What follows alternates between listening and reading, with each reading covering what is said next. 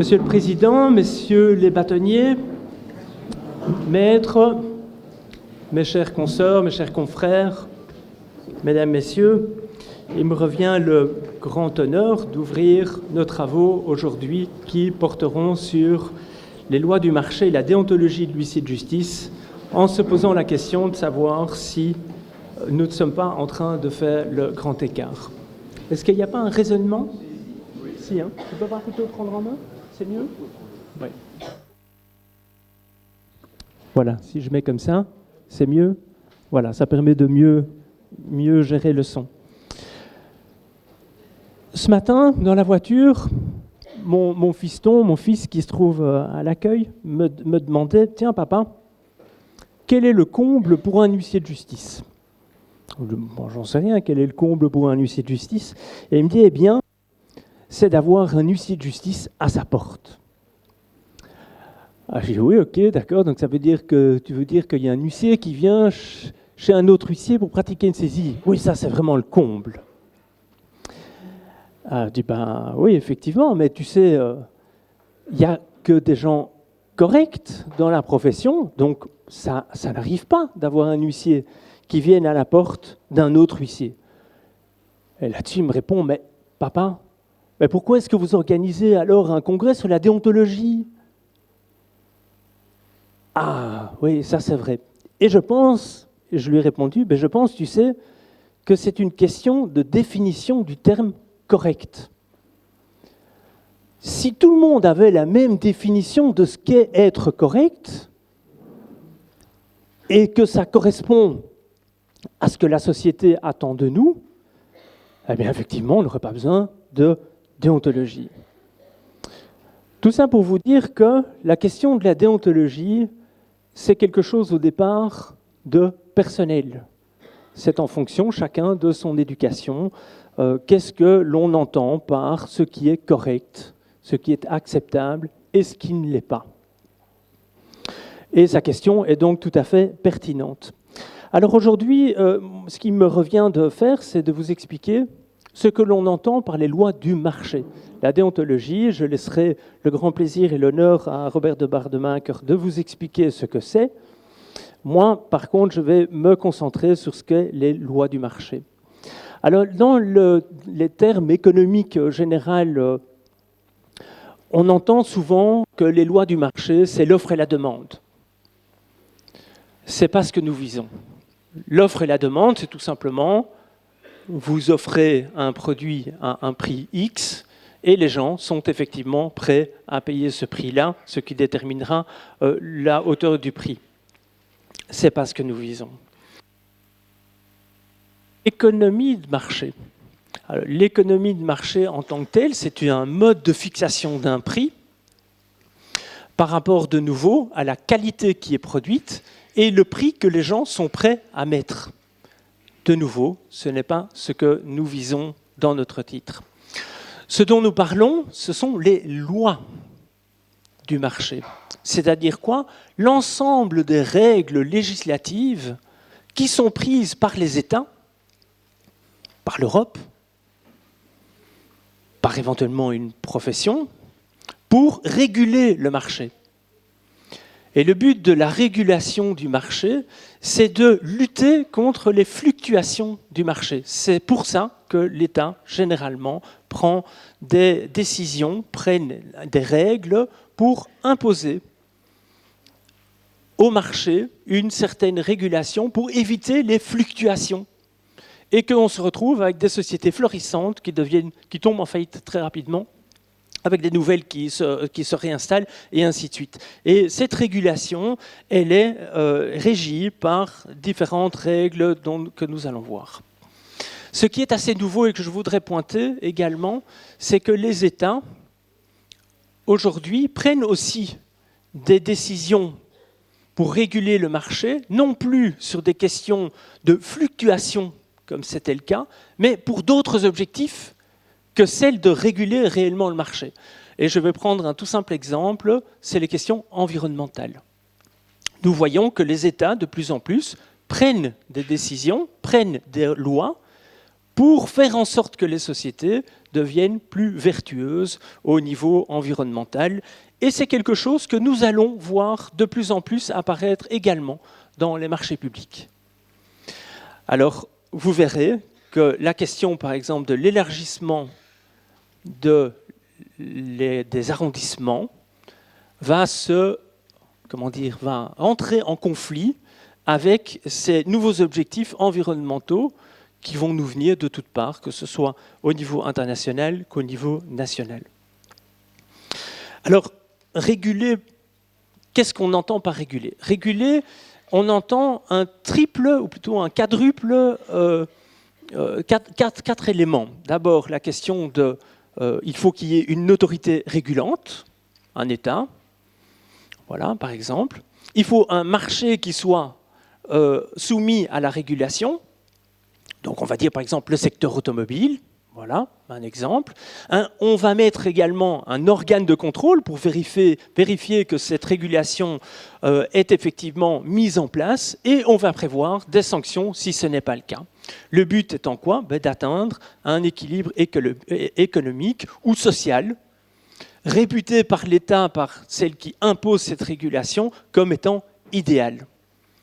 Et là, c'est assez étonnant de voir que notre déontologie est imposée par une autorité régulante, la Chambre nationale, avec un marché qui est soumis à la régulation, l'huissier de justice, avec un organe de contrôle, le rapporteur, et des sanctions derrière qui peuvent être à la clé. Pourquoi? Pour atteindre un équilibre, pas économique, social, réputé idéal. Par qui?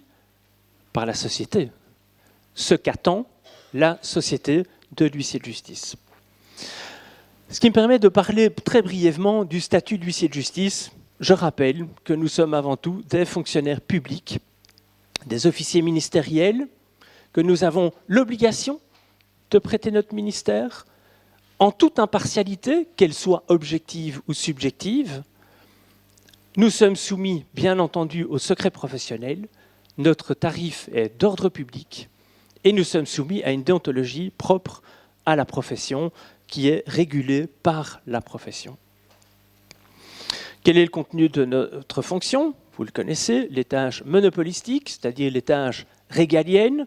À côté de ça, nous avons les tâches résiduelles ou non monopolistiques, c'est comme on veut. Et là, je voudrais attirer votre attention sur un élément qu'on n'a jamais bien perçu dans la profession, c'est que dans ces tâches résiduelles, il y a deux types de tâches différentes. Il y a d'abord les tâches qui sont partagées avec d'autres acteurs régulés, réglementés, avec les avocats, avec les médiateurs de dette, avec éventuellement des juristes d'entreprise. Je pense à l'administration provisoire, qu'est-ce qu'on a? On a la médiation de dette, on a le séquestre. Ce sont des tâches qui sont réservées par la loi à certains professionnels. Et à côté, nous avons également des tâches qui sont tout à fait concurrentielles avec, par exemple, le recouvrement amiable de dette. Puisque là, nous sommes aussi en concurrence avec des acteurs économiques. Et donc, il y a une distinction à faire également à ce niveau-là dans les tâches non monopolistiques.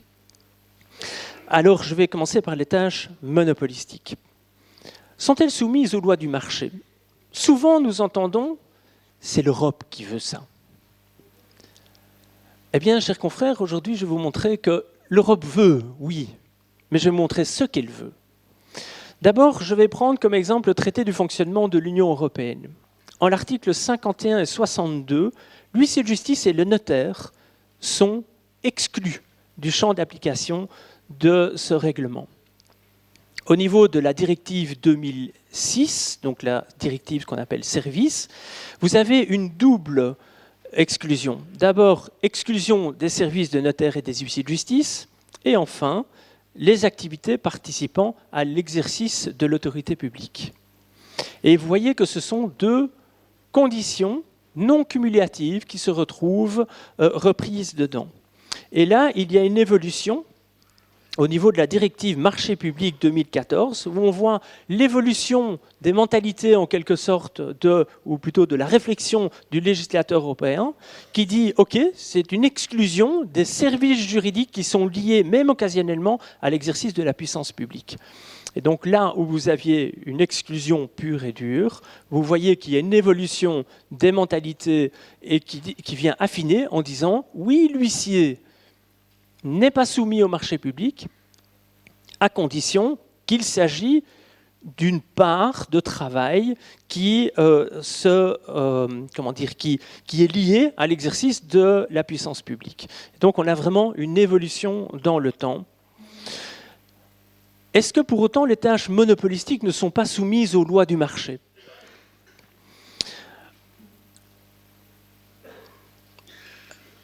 La question c'est, est-ce que pour autant l'Europe ne s'intéresse pas à ces questions monopolistiques ? Donc est-ce que effectivement, donc c'est ce que je vous ai montré, les tâches, je parlais bien des tâches monopolistiques, elles ne sont pas soumises à la législation européenne. Et même avec la dernière directive, nous sommes bien exclus en ce qui concerne les tâches monopolistiques. La question est de savoir, est-ce que l'Europe ne s'intéresse pas aux tâches monopolistiques ? Et là, je voudrais attirer votre attention sur la Commission européenne pour l'efficacité de la justice, la CEPEJ, qui siège ou qui est une émanation du Conseil européen. Et la Commission, elle, s'intéresse effectivement à ces tâches monopolistiques. Son but étant d'aider les États à rendre la justice avec équité et rapidité. La CEPEJ, dans l'évolution de sa législation ou de ses recommandations, part en 2003 avec toute une série de recommandations qui sont faites aux États pour assurer des standards européens dans le domaine de l'exécution, donc on parle bien de nos tâches monopolistiques.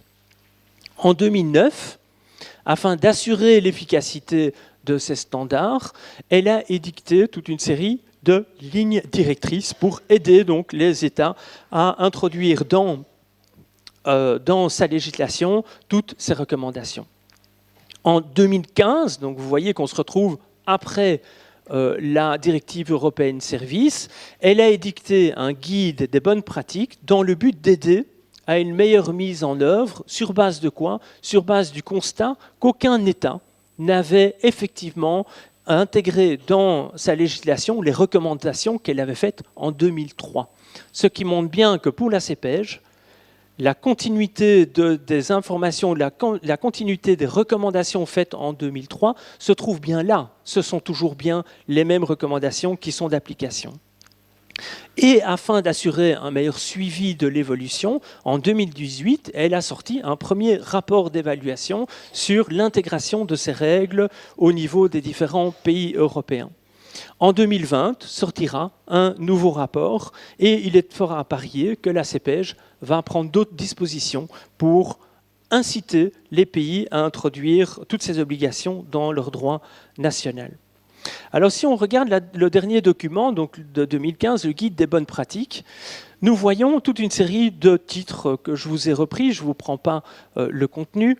Là, c'est d'abord la préparation de l'exécution, dans lequel vous voyez en 4 l'agent d'exécution, quelles sont ses qualifications, quel doit être son statut, son organisation, quels sont ses droits et obligations, ses rémunérations et la déontologie. Donc elle vient bien avec toute une série de suggestions faites aux États à ces niveaux-là et vient s'immiscer en quelque sorte dans le pouvoir des États en les incitant à prendre des décisions également au niveau déontologique, d'imposition de règles déontologiques. Le deuxième point, c'est la réalisation de l'exécution. Et vous voyez à quel point elle rentre vraiment dans les détails avec la question de l'accessibilité de l'information. Quel est le coût ? Les délais d'exécution qui sont effectivement prévus dans les différents pays. Et en 3, la question de la supervision, le contrôle et la discipline.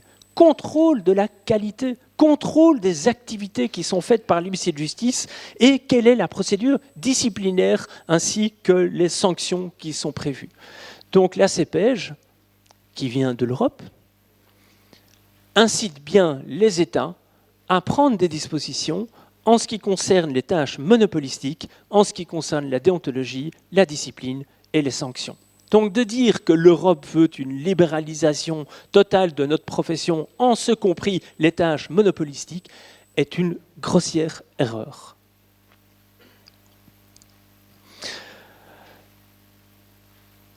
Ça, je viens d'en dire. Donc l'Europe, elle ne veut pas une dérégulation, elle veut une régulation qui soit propre à la profession, établie par chaque État à la lumière des recommandations de la CPEJ. En ce qui concerne maintenant les tâches non monopolistiques, nous l'avons vu, le règlement service ou la directive service incite bien à ce que les tâches non monopolistiques, c'est-à-dire soumises à la concurrence, soient soumises à la législation européenne. Et donc, effectivement, en ce qui concerne nos tâches non monopolistiques, nous sommes, ou résiduelles, nous sommes soumis à toutes les règles des lois du marché. Mais ce n'est pas pour autant que l'on vient vers une dérégulation complète. Pourquoi ? Parce que la CPEJ inclut dans ses recommandations explicitement le recouvrement de créances, la vente publique volontaire, le constat, la représentation des parties et tutti quanti d'autres tâches que nous avons ou que nous n'avons pas. D'ailleurs, il y a un arrêt, il y en a plusieurs d'ailleurs, de la Cour de justice de l'Union européenne qui admet, dans le cadre des tâches non monopolistiques, que les organes professionnels prennent effectivement imposent en quelque sorte des règles déontologiques à la profession, et elle émet 4 conditions. D'abord, il faut que son application soit non discriminatoire. Il faut une justification pour des raisons impérieuses d'intérêt général. Il faut un caractère propre à garantir la réalisation de l'objectif poursuivi. Et enfin, cette limitation ne peut avoir lieu que de manière nécessaire pour atteindre l'objectif fixé. Donc elle ne peut pas imposer des règles qui sont complètement disproportionnées par rapport à l'objectif qui est recherché. Exemple, c'est le considérant 29 et 30 de la directive service en matière de publicité, interdire les modalités qui paraissent les plus attentatoires au principe, j'ai mis entre parenthèses d'honneur parce que c'est moi qui l'ai rajouté, d'honneur, de dignité, d'indépendance, de secret professionnel et d'impartialité d'une profession qui est indissociable du bon fonctionnement du pouvoir judiciaire, est effectivement tout à fait acceptée par les tribunaux européens. Si je reprends dans un petit schéma, vous voyez qu'en ce qui concerne les tâches monopolistiques, les lois du marché ne s'appliquent pas et la déontologie s'applique en plein. En ce qui concerne les tâches résiduelles, les lois du marché s'appliquent et les règles déontologiques s'appliquent pour autant qu'elles remplissent les conditions fixées par les différents règlements. C'est pour ça que je l'ai mis en orange, parce qu'il y a, par exemple, on pourrait imaginer pour la publicité, que la publicité soit totalement interdite en ce qui concerne les tâches monopolistiques. Par contre, en ce qui concerne les tâches résiduelles, peut se poser la question de cette limitation pour voir si elle est effectivement bien proportionnée. Alors pourquoi ? Parce qu'elle peut éventuellement considérer comme étant discriminatoire. Discriminatoire par rapport à qui ? Par rapport aux autres professions qui peuvent effectivement exercer ces fonctions-là. Que dit le droit belge ?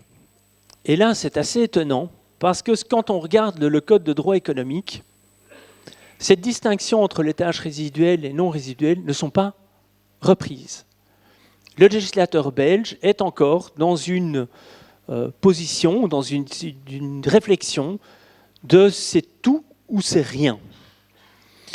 Et donc on voit par exemple des exclusions au niveau de la liberté d'établissement, ce qui est normal, le contrat à distance ou hors établissement qui n'est pas d'application pour l'huissier de justice.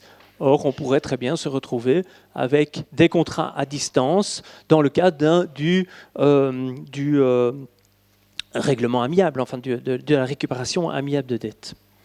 Par contre, nous sommes inclus en ce qui concerne la BCE, les principes d'information et de transparence qui intègrent notre obligation de donner connaissance de notre code de déontologie.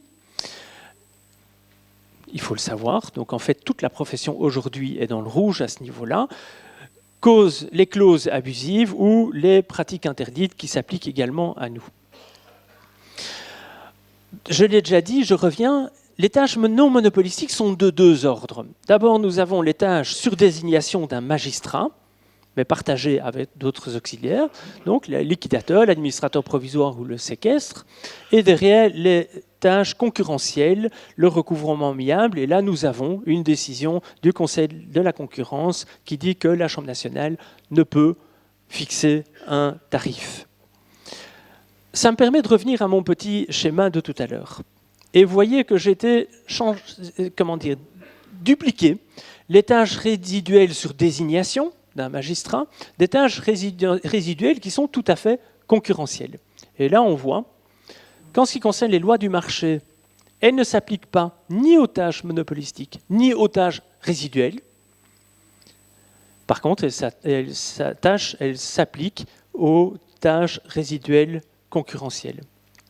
En ce qui concerne la déontologie, il n'y a pas de changement par rapport à la fois précédente, en ce sens que la déontologie peut aussi être appliquée pour les tâches résiduelles sur désignation ou sur les tâches concurrentielles. Et en ce qui concerne un tarif, et je dis bien impératif, nous avons une distinction à faire. Et en fait, je me pose la question de savoir si la Chambre nationale peut imposer un tarif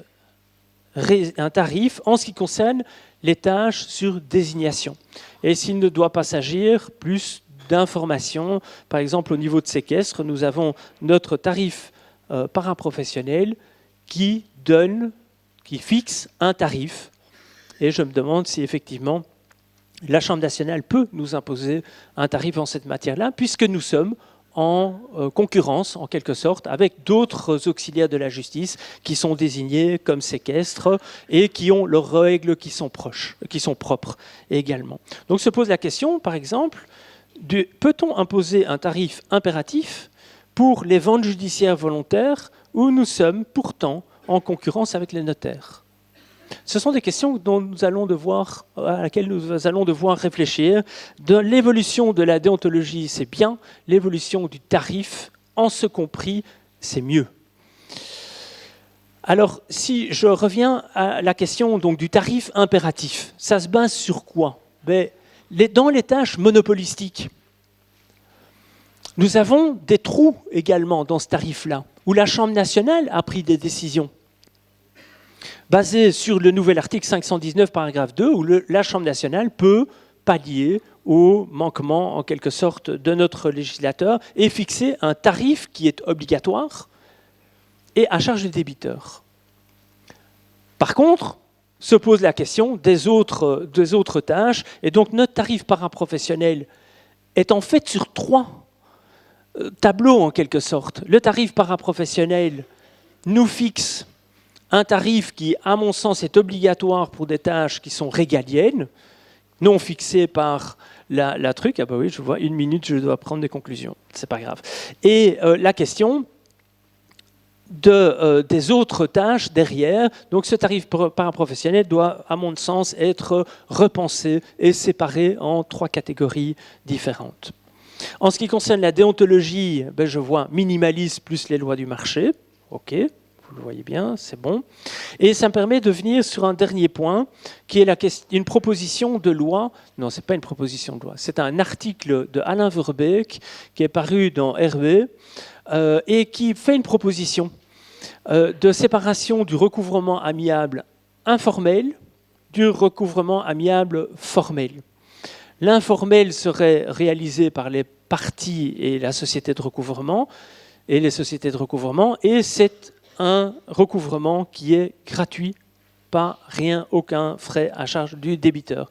Du recouvrement amiable formel qui serait à ce moment-là réalisé exclusivement par l'huissier de justice avec un prix payé par le débiteur, limité certes, mais nous devons à ce moment-là offrir des garanties en matière de clause pénale et d'intérêt, filtrer avant citation et éventuellement aller en RCCI, faire un recouvrement humain au profit du créancier et éthique envers le débiteur, avec une formation notamment en médiation et avec un renforcement de la déontologie. Tiens, on retrouve ce point-là ici également. Ma réflexion finale, c'est de dire, chers confrères, les plus anciens ici, parmi nous, se souviennent de l'époque où ils pouvaient dresser des actes, et la seule chose qu'on regardait après, que le créancier ou le requérant regardait, c'est est-ce que l'acte est légal, est-ce qu'il remplit bien ses obligations légales. Et personne ne regardait la question du tarif. Aujourd'hui, nous n'en sommes plus là. Pourquoi ? Parce que le monde économique a pris le pas sur le monde juridique. Les chefs d'entreprise qui avant étaient des juristes sont aujourd'hui des économistes. Et donc aujourd'hui, on regarde non seulement sur la question de la fonction légale et de la légalité des actes, mais également en fonction du coût. Et chers confrères, demain, il faut s'en rendre compte, c'est que demain, on regardera aussi nos études en fonction de l'impact écologique qu'elle a. Pourquoi ? Parce que les marchés publics vont imposer aux donneurs d'ordre, vont imposer aux adjudicataires aussi des questions écologiques. Et dedans vont être repris aussi l'impact des sous-traitants de ces personnes-là. Et donc, l'État, en quelque sorte, par ce glissement de la société, par cette évolution des mentalités, va également nous imposer des objectifs à ce niveau-là. Je pense que je vais pouvoir passer la parole au suivant. Merci de votre attention.